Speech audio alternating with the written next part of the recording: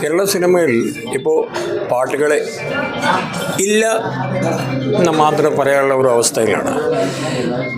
ഞാൻ നേരത്തെ പറഞ്ഞ പോലെ 20 വർഷമായിട്ട് ഞാൻ സിനിമേൻ്റെ റിവ്യൂ ഞാൻ ചെയ്തുകൊണ്ടിരിക്കുകയാണ്. അപ്പോൾ സിനിമ റിവ്യൂ ചെയ്യുമ്പോൾ ഞാൻ കാണുന്ന എനിക്ക് ഉണ്ടാകുന്ന ആ ബുദ്ധിമുട്ട് എന്ന് പറഞ്ഞു വെച്ചാൽ നമ്മളെ എല്ലാ ആളുകൾക്കും വേണ്ടി ഒന്നോ രണ്ടോ നമ്മൾ വരി എഴുതണം. ഡയറക്ഷൻ എങ്ങനെയായിരുന്നു, ആക്ടിങ് എങ്ങനെയായിരുന്നു, സിനിമാറ്റോഗ്രാഫി എങ്ങനെയായിരുന്നു, അവസാനത്തെ മ്യൂസിക് എങ്ങനെയായിരുന്നു പറയുമ്പോൾ if you see the trend, ഇൻ്റർവെല്ലിന് മുമ്പ് ഒരു പാട്ട്, ഇൻ്റർവെൽ ശേഷം രണ്ടാമത്തെ പാട്ട് ഉണ്ടെങ്കിൽ രണ്ട് പാട്ടിനേക്കാൾ 80% സിനിമയിലെ പാട്ടുകൾ ഇപ്പോൾ അവർ കാണിക്കുന്നില്ല ആ അവസ്ഥയിലാണ്. അപ്പോൾ this is very bad. There are films which നമ്മുടെ പാട്ടുകൾ കൊണ്ട് സിനിമ മുന്നോട്ട് പോകുന്നു. ഹിന്ദിയിലൊക്കെ ആണെങ്കിൽ അമർ പ്രേം, കട്ടി പത്തങ്ക്, മലയാളത്തിലാണെങ്കിലും മണിച്ചിത്ര താഴെ, ഇല്ലെങ്കിൽ മുകുന്ദട്ട സുമിത്ര വിളിക്കുന്നു. ഒരു പാട്ട് സിനിമയെ മുന്നോട്ട് കൊണ്ടുപോകുന്നു. ആ രീതിയിൽ വേണം നമ്മുടെ നേരത്തെ ഈ പാട്ടുകളോട് പ്രാധാന്യം ഉണ്ടായതുകൊണ്ടാണ് ഈ വയലാർ സാർ, ദേവരാജൻ സാർ, നമ്മുടെ ONV സാർ, അവരുടെ പേരുകൾ നമ്മൾ കേട്ടിക്കൊണ്ടിരിക്കുന്നത്. യേശുദാസ് സാർ, ചിത്ര മാഡം. ഇപ്പോൾ ഈ അടുത്ത കാലത്തിൽ പേര് ഞാൻ പറയാനില്ല, ഒരു പ്രശസ്തനായ ഒരു ഗായകൻ ഒരു മീറ്റിങ്ങിൽ നമുക്ക് ഫംഗ്ഷനിലുണ്ടായിരുന്നു. അപ്പോൾ പുള്ളി ഇപ്പോൾ TV യിലാണ് കൂടുതൽ, പേര് പറയണ്ട, TV ഷോയിലോ എപ്പോഴും കാണും. ഞാൻ പറഞ്ഞത് എന്താ ഇത്, നിങ്ങൾക്ക് നല്ല ഗായകനല്ലേ? സാർ ഇപ്പോൾ പാട്ടില്ല. കഴിഞ്ഞ ഒരു വർഷത്തിന് എനിക്ക് സിനിമയിൽ കിട്ടിയത് ഒരു പാട്ടാണ്. പിന്നെ മുന്നോട്ട് എങ്ങനെയെങ്കിലും ജീവിക്കട്ടെ. അതുകൊണ്ടാണ് ഞാൻ TV ഷോകളിലോ ഞാൻ പോകുന്നത്. ആ അവസ്ഥ ഉണ്ടാകാൻ പാടില്ല. മൂന്ന് പാട്ടാണെന്ന് തോന്നുന്നു. 3 പാട്ടും നമ്മൾ സിനിമയെ കാണിക്കണം, നന്നായിട്ട് കാണിക്കും എന്നെ പ്രതീക്ഷിക്കുന്നു. നമ്മളുടെ ഈ ഏറ്റവും പുതിയ ചിത്രം അവിരാച്ചൻ്റെ സ്വന്തം ഇണങ്ങത്തി എന്ന് നമ്മുടെ ശ്രീനിവാസൻ നായർ കഥ എഴുതി തിരക്കഥ നിർവഹിച്ച് അദ്ദേഹത്തിൻ്റെ 3 പാട്ടുകൾ, അദ്ദേഹം തന്നെ വരി എഴുതിയ പാട്ടുകൾ, 3 സംഗീത സംവിധായകരാണ്. അതിൽ ഒരു പാട്ട് പാടാൻ എനിക്കും ഒരു പാട്ട് എനിക്കും പാടാനുള്ള അവസരം കിട്ടി. അത് മാപ്പിള എന്ന് തുടങ്ങുന്ന ഒരു അടിപൊളി ഗാനമാണ് ഞാൻ പാടിയത്. അപ്പോൾ അത് എല്ലാവർക്കും ഇഷ്ടപ്പെടുമെന്നാണ് ഞങ്ങൾ വിശ്വസിക്കുന്നത്. ഞാൻ പാടിയിരിക്കുന്ന ഒരു ശോകഗാനമാണ്, ഒരു മെലഡിയാണ്. അപ്പോൾ അതും വളരെ നല്ല വരികളും നല്ല സംഗീതവും. പിന്നെ ഈ പടത്തെക്കുറിച്ച് പറയുകയാണെങ്കിൽ ഇന്നത്തെ ജനറേഷനിലെ നമ്മളുടെ ഒരു പുതിയ കുട്ടികൾ നാട്ടിൽ നിൽക്കുന്നത് വളരെ അപൂർവമായിട്ടാണ്. ഇപ്പം എല്ലാവരും ഒരു +2 കഴിഞ്ഞ് കഴിഞ്ഞാൽ എങ്ങനെ പുറത്തോട്ട് പോകാം, കാനഡയിലോ ഓസ്ട്രേലിയ എവിടെയെങ്കിലും പോയി അവിടെ സെറ്റിലാകുക എന്നുള്ളതാണ് എല്ലാവരുടെ ഒരു. അപ്പോൾ ഈ നാട്ടിലുള്ള അച്ഛനമ്മമാർ അവരെക്കുറിച്ച് അവർ ചിന്തിക്കാത്തൊരു അവസ്ഥയിലാണ് ഇപ്പോൾ നമ്മുടെ നാട് പൊയ്ക്കൊണ്ടിരിക്കുന്നത്, നമ്മുടെ കേരളം പൊയ്ക്കൊണ്ടിരിക്കുന്നത്. വീടുകളെല്ലാം അനാഥാലയങ്ങളായിട്ട് മാറിക്കൊണ്ടിരിക്കുകയാണ്. പിന്നെ ആ വീട്ടുകളിലുള്ളവരെല്ലാം അനാഥാലയത്തിലോട്ട് പൊയ്ക്കൊണ്ടിരിക്കുകയാണ്. ആ ഒരു അവസ്ഥയിൽ നല്ലൊരു കഥയാണ് അദ്ദേഹം തിരഞ്ഞെടുത്തിരിക്കുന്നത്. അപ്പം അതിൽ ഒരു ചെറിയ വേഷം അഭിനയിക്കാൻ എനിക്ക് ഭാഗ്യമുണ്ടായി. ജോണിക്കുട്ടി എന്നുള്ള പേരിൽ ഒരു ചെറിയ വേഷവും ഞാൻ അഭിനയിച്ചിട്ടുണ്ട്. അപ്പോൾ ഈ പാട്ടും ഈ പടവും എല്ലാവരും നിങ്ങൾ കാണും, ഞങ്ങളെ പ്രോത്സാഹിപ്പിക്കും, അനുഗ്രഹിക്കുമെന്ന് ഞങ്ങൾ പൂർണ്ണ വിശ്വാസമുണ്ട്. അപ്പോൾ എല്ലാവരുടെ അനുഗ്രഹവും പ്രാർത്ഥനയും ഉണ്ടാവണം. Thank you. അത് അവരാച്ചൻ്റെ ഇണങ്ങത്തി എന്നാണ് മൂവിയുടെ പേര്. എൻ്റെ കഥയും തിരക്കഥയും സംഭാഷണവും അദ്ദേഹം തന്നെയാണ് എഴുതി, പ്രൊഡ്യൂസർ തന്നെയാണ് എഴുതിയിരിക്കുന്നത്.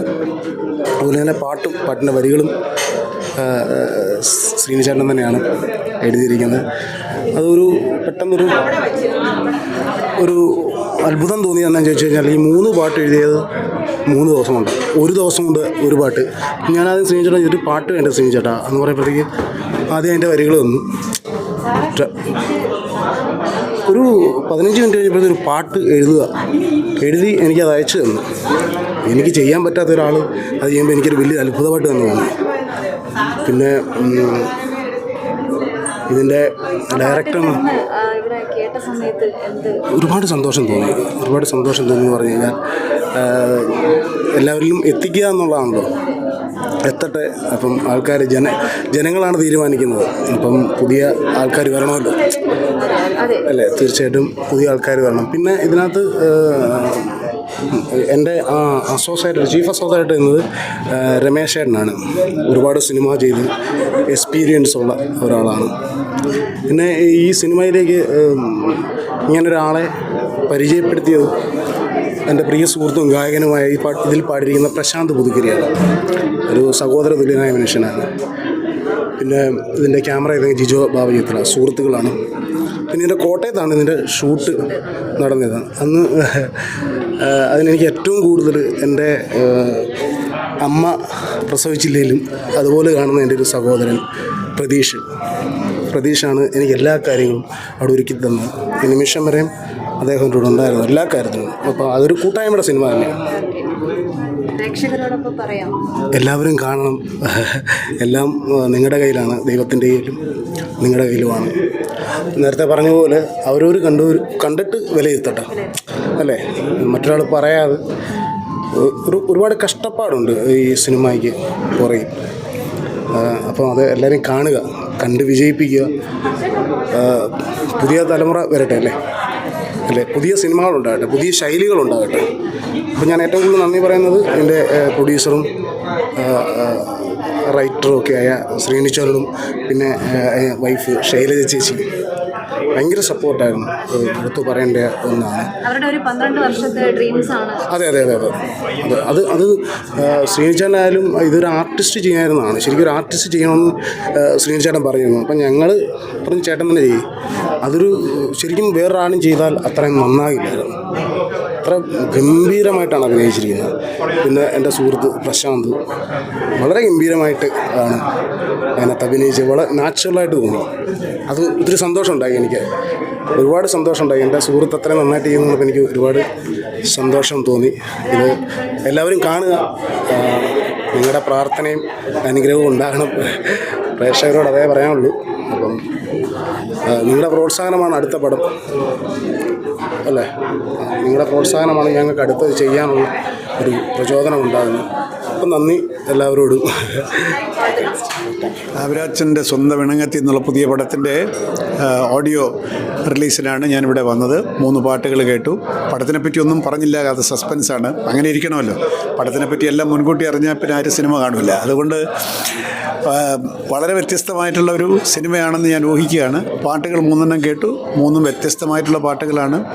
ആദ്യം എനിക്ക് കുറച്ച് ആശങ്കയുണ്ടായിരുന്നു. കാരണം ഈ പുതിയ കാലത്തിൻ്റെ സിനിമാ പാട്ടുകളെന്ന് പറയുമ്പോൾ യാതൊരു അക്ഷരശുദ്ധിയുമില്ലാത്ത അല്ലെങ്കിൽ യാതൊരു അർത്ഥവുമില്ലാത്ത വരികളായിരിക്കുമോ എന്നൊക്കെ ഞാൻ ഭയന്നു. അത് ഉദ്ഘാടനം ചെയ്തു എന്നുള്ളൊരു ദുഷ്പേരും കൂടെ എനിക്ക് എന്നെപ്പറ്റി തന്നെ ഉണ്ടാകുമല്ലോ എന്നൊക്കെ എനിക്ക് തോന്നിയിരുന്നു.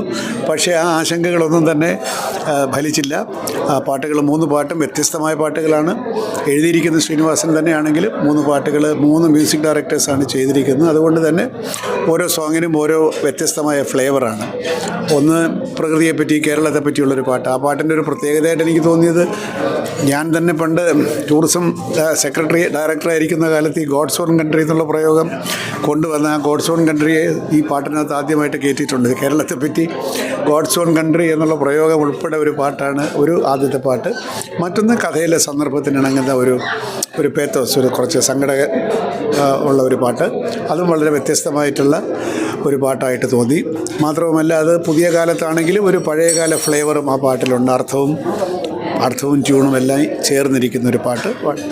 3-മതൊരു പാട്ട് വളരെ ഇപ്പോഴത്തെ നമ്മുടെ കാലഘട്ടം ആവശ്യപ്പെടുന്ന ഒരു തട്ടുപൊളിപ്പൻ അടിപൊളിപ്പാട്ടും ഉണ്ട്. ഞാൻ ഈ പുതിയ പടത്തിലെ അർത്ഥമില്ലാത്ത പാട്ടുകളെയൊക്കെ വിമർശിക്കുന്ന ആളാണെങ്കിലും ആ പാട്ട് ഞാനും ആസ്വദിച്ചു എന്നുള്ളതാണ് വാസ്തവം. ആ പാട്ട് അതിനകത്ത് സൂപ്പർ ഹിറ്റാവും എന്നുള്ള കാര്യത്തിൽ സംശയമില്ല.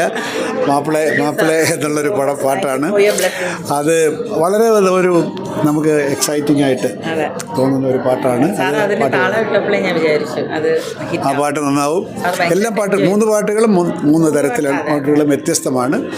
അത് ഈ പടത്തിനൊരു അലങ്കാരമായിരിക്കും ഈ പാട്ടുകളെന്ന് ഞാൻ വിചാരിക്കുന്നു. അതുകൊണ്ട് ആളുകൾ ആകാംക്ഷയോടുകൂടി